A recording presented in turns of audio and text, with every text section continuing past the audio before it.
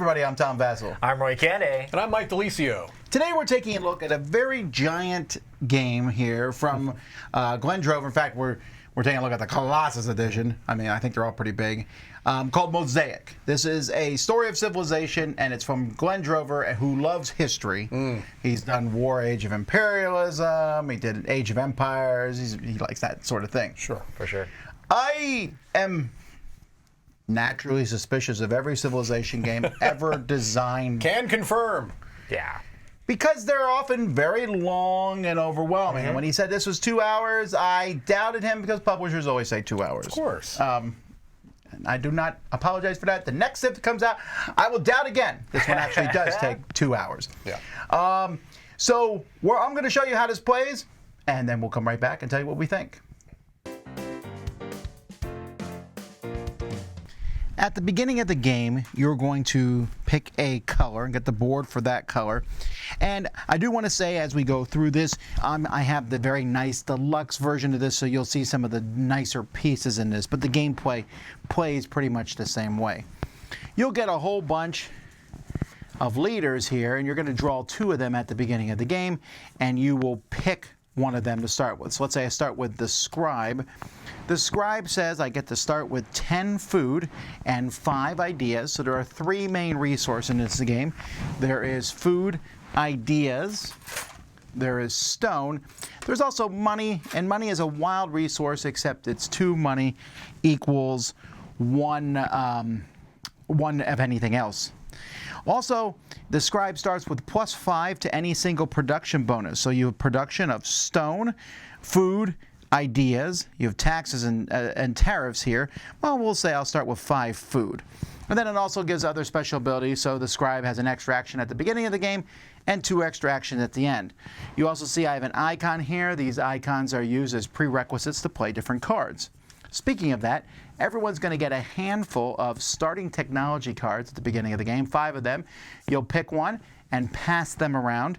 Once you've collected these cards, they're going to give you bonuses, like this craft settlement here gives me 10 money. Nice. Clay bricks gives me +2 stone production. All right. And I gain a population. Everyone starts with 5. You'll notice these are 1s and these are 5s. Not that easy to tell apart, actually. This one gives me another population and a food production. So my food production is 6.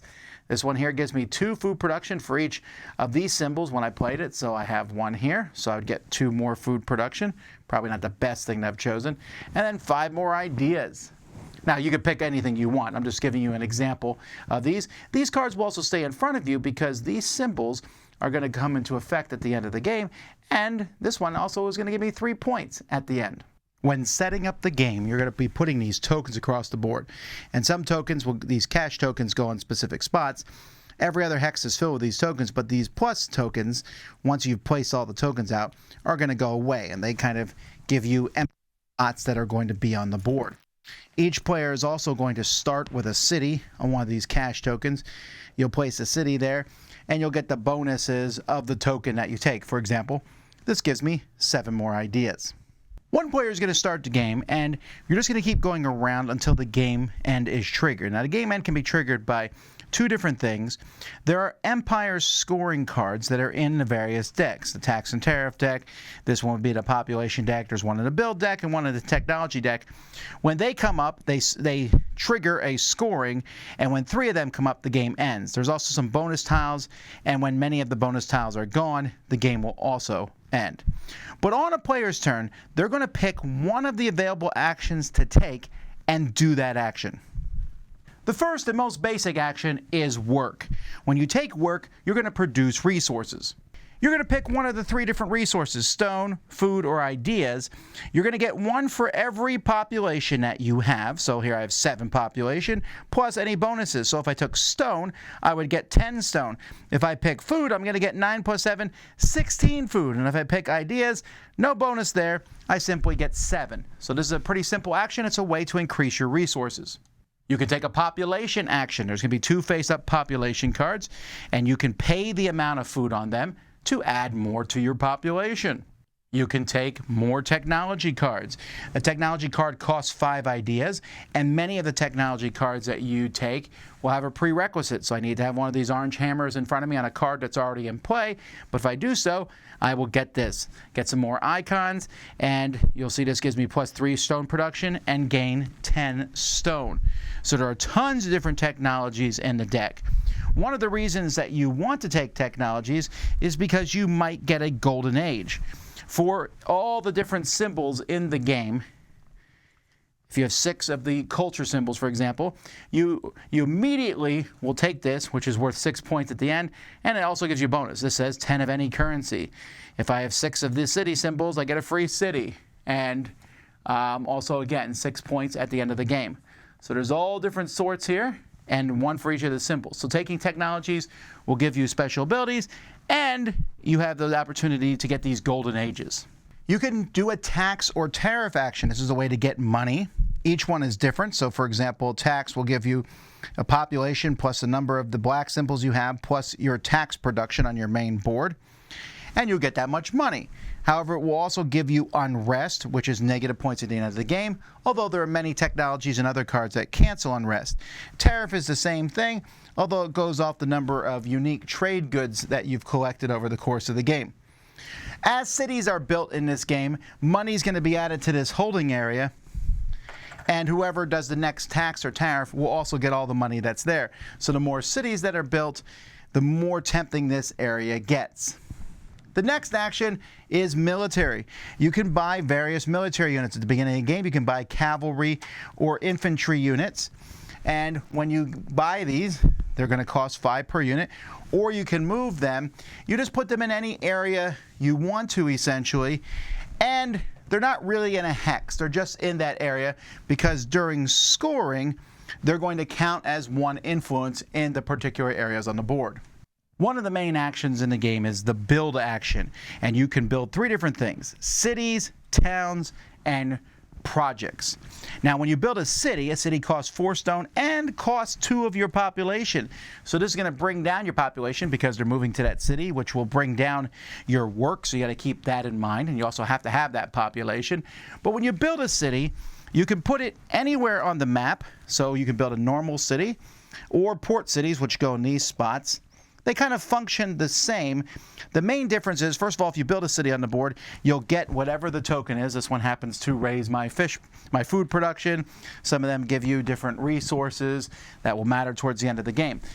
You can always build cities, but when you build a city, if there's a card up here, so this is a merchant city, so when I build this city, I could take this card as a free bonus. This would add to my tariff production and give me these icons down here. Don't forget, when you're building cities, you're adding money to that holding area. Port City will do something very similar to that. You can also build towns. So towns are just going to go next to one of your cities. Towns are free, but they do give you, maybe if you build them and there's a token there, you get whatever's on that token. And if there's a town card up here, you can also take these. There's 2 types of towns. Farm towns just add to your production. Manufacturing towns will give you a little bit of production, but at the end of the game are worth 5 points if you have the 3 different resource tokens that it shows on that card. And then finally, projects, which are expensive. They cost 5 stone and 5 ideas, but they basically just give you victory points at the end. 1 victory point for every grain symbol at the end of the game, and it also has 1 on it. So it's worth at least 1 victory point, but these can be worth quite a bit. You can also build one of the wonders of the world.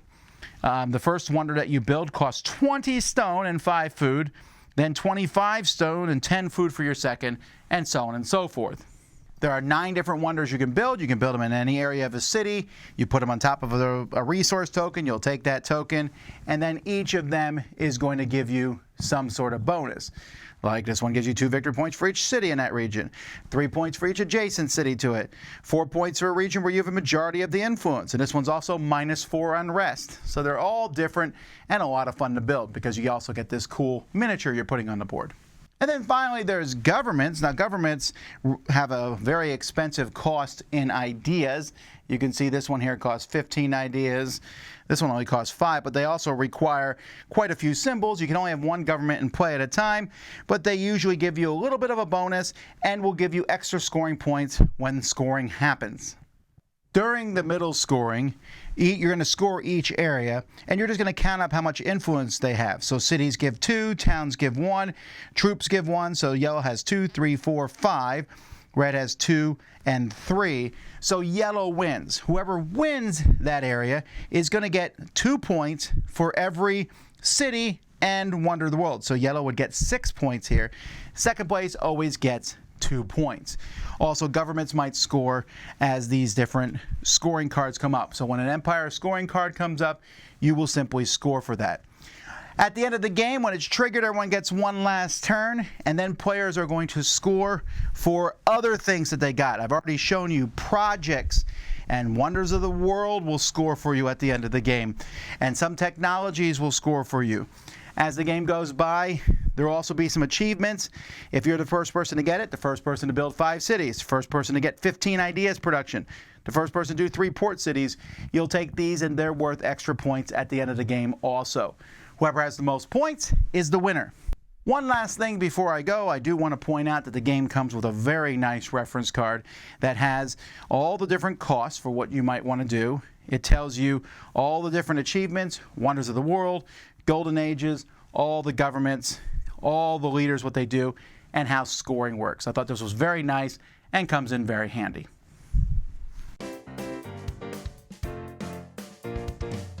Now again, remembering I showed you the Colossus edition, the nice deluxe edition. It's really nice, fits in a box, has great pieces and everything.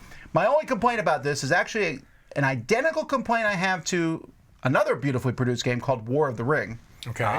In which I can't ever remember what my pieces are per se, like a city to me and a port city and a town. They look a little similar. Right. And you have a lot of pieces to deal with, so you're having to dig through. Port city. Now, and the funny thing is, like, the scopes don't matter that They really don't, much, because you can kind of tell a city is a port city, although you could. I mean, sometimes like there's an achievement, 3 port cities. Right. Right. Yeah. Manufacturing towns and other towns, I don't know that matters sometimes. And that's a minor complaint, but that's pretty much my only complaint about the production, because other than that, I thought the symbols are really easy to tell apart. I like the art. I like the way that reference card is great. Has all the information you need in that reference card. That's very true, yeah. I would say there's a little bit of stuff on the board where I'm like, these like stones here on the board. It's kind of hard to read the lettering, but overall, I think it looks really good. Yeah, but that again, all that stuff that you just pointed at is actually repeated in the player aid, which I thought was kind of handy. And the player aid is really good to help you with all that. Now, this game is from Glenn Drover, and I also was involved with Raccoon Tycoon, which is a great game. And I bring it up because he, I think, might have told me when he first was like, oh, Raccoon Tycoon. It really is that way. You sometimes will take an action in this game, and you're finishing up your action, and it's your turn again. Yes. I love that in games. Yes. I think it should be every game. And probably not. It doesn't work in every game, but it does work well here. It does, and this is, I'll just put it out there. This is my type of civilization game, and what I'm getting at that is that it's much more focused on building up than it is on tearing down. There is some interaction between the players. There are some, area control type things. There are ways to remove other people's pieces from the board, but it is very military pieces. Not usually aren't blowing up people's cities. Right. But it's even that is pretty minimal. You can play more aggressively if you want to, but I don't feel like the game is predicated on that. It is much more about building up. It's one of those games where I never feel like I've got a wasted turn, and that's great. Even when you're just taking the quote-unquote work action, you're getting so much stuff, and you've built that up. It still feels super satisfying to say, all right, I'm going to get 25 stone now. So it's a lot of positive feeling that the game gives you. It's funny because you said that you didn't feel like you were playing aggressive. For me, feeling aggressive was like, I'm going to build this city here. I'm going to build another city here. And I'm going to build a farm here. It's like aggressively building farms to like be 1 point over you in the area control, which is kind of funny. It's like military gives you point for the area control as well, but like cities are even better and make the areas worth more points. So I was just like, build all the cities aggressively. I do wonder, like, I haven't seen anyone try this yet, like a strong military presence. I think you might be able to pull something off. Especially if the other players aren't drafting those cards specifically. Yeah, I think you could do that if that was your goal.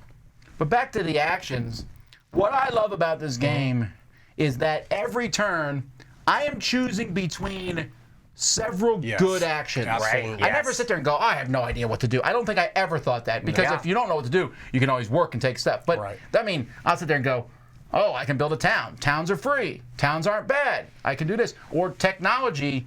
I don't think every card in technology deck is different, but it's very different. There's overall. a ton of them. Yeah, that's a huge deck, and they tailor to different play styles too, which is what's really nice, is that you can go pretty heavy into one type of strategy, but this game also does, I feel, allow you to diversify. I think you can be successful, kind of pivoting and you've got an overall strategy that you're going for, but I'm with you. Every single turn, there's several things that I not only want to do, but can do. That's the big difference. I never feel like, I'm 1 or 2 resources away. There's always things to do. The thing that I loved was the fact that I felt like I was always working on turns ahead, building up a strategy. It's like, okay, I really want to build this big thing, or build this wonder, or build this government, or something like that. That's long term. But then there was always things where I needed to be tactical in the same sense of that technology came up. That's not part of my plan, but now it is. It's such a good card. So it's like you have to kind of set yourself up in a bunch of different ways. And I love how thinky it is with all that stuff. But it's so simple to make those decisions. It's like, I want to do a ton of things, but there's always good things to do, like you said. It's just let me get stuff. Let me build a technology. Let me go for this thing. I'm going to work hard on building that wonder in the future, but not currently. But it's figuring out which steps you want to take to make all that stuff happen is a lot of fun. I will say really quickly that while turns are very quick, towards the end of the game, it does slow down a little bit. Because it really matters for area control. It does. For sure. I will say that the game length does not feel too long, and it's variable. The length is somewhat variable because it depends on where the cards are seated and things along those lines. And we played a game that someone who shuffled the decks managed to put those triggering cards on the bottom Very of 3 of the decks. That's insanely randomly unlucky, because one shuffled in the bottom third. Several of them are shuffled in the bottom half of the deck. So that's the worst possibility, The longest and I didn't think that game outstayed its welcome. We actually ended it by running out of the different achievements. I think that's how we did it. They both happened at the same time. Right.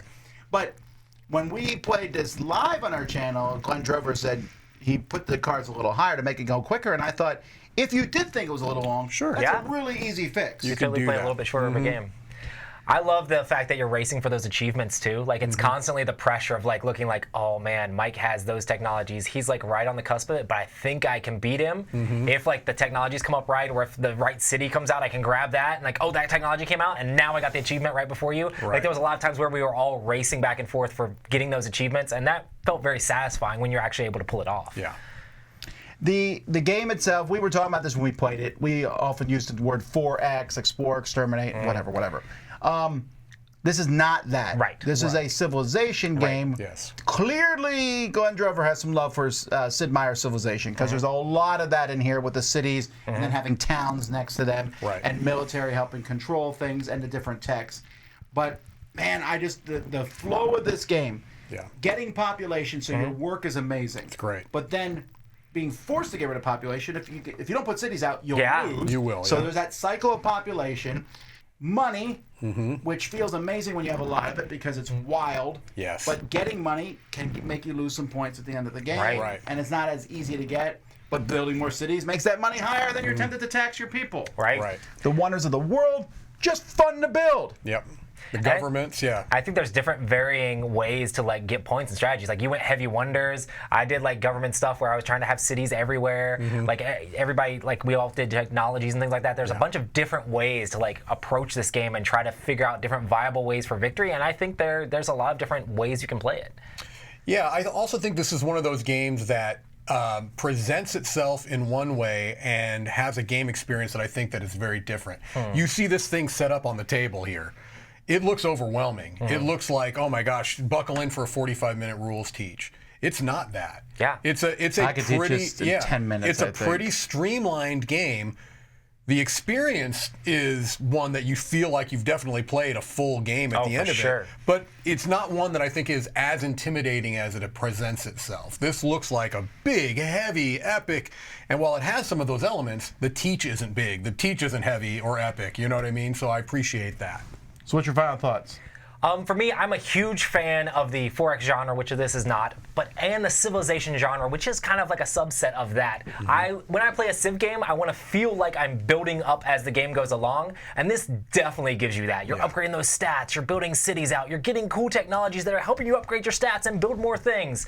This game gives you all that. I'm going to give this a 9. I really enjoyed Mosaic. I think it's a blast to play. It's a lot of fun. Even though the combat isn't a super big part of this, I do like the way they present the area control and the way it gives you that tug of war. It just, everything feels like a race. I'm racing to have more area control in this. I'm racing to get these agendas. I love the game. 9 for me. All right, I wasn't expecting that, so Mike, top that. No, I won't top it, but I'm not too far away. I'm coming 8.5. I also think it's an excellent game, mainly because what I mentioned at the beginning is when I'm playing a game like this, I kind of want the positive feedback lever, and this is that. It gives you every turn makes you feel like you said you're progressing. That's what I want in a civilization game. I want to feel like I am progressing as a civilization, and this definitely gives you that. It gives you multiple paths to victory, multiple things to think about, but not an overwhelming amount of things to think about. It really strikes a nice balance there. So 8.5. I'm also at an 8.5. I think this is fantastic, and I think this could go up as time goes by. I'm looking forward to teaching this game, which usually with a Civ game, I am not. You're like, I walk by and someone's like, hey, and I'm like, but this one I know I can teach quickly, and yes, those little hits of enjoyment. That's my favorite thing about, I liked it in Raccoon Tycoon, and I get that same feeling here. I love the embarrassment of riches when you have that and you're just like, so many good things to do. To me, that's much more fun than the I guess I'll take 2 food and I'll take 2 food next turn and eventually I'll get the 10 food to do this. No, now I'm like, I'll take 30 stone please, and for the next 6 turns I'll be building a lot of cool things. That's right. I love it. So so that's Mosaic. Check it out. It's a real civilization game and it literally does take 2 hours. So there you go. I'm Tom Vasel. I'm Roy Cannaday. I'm Mike DiLisio. Build that Civ. Build it. We built that Civ.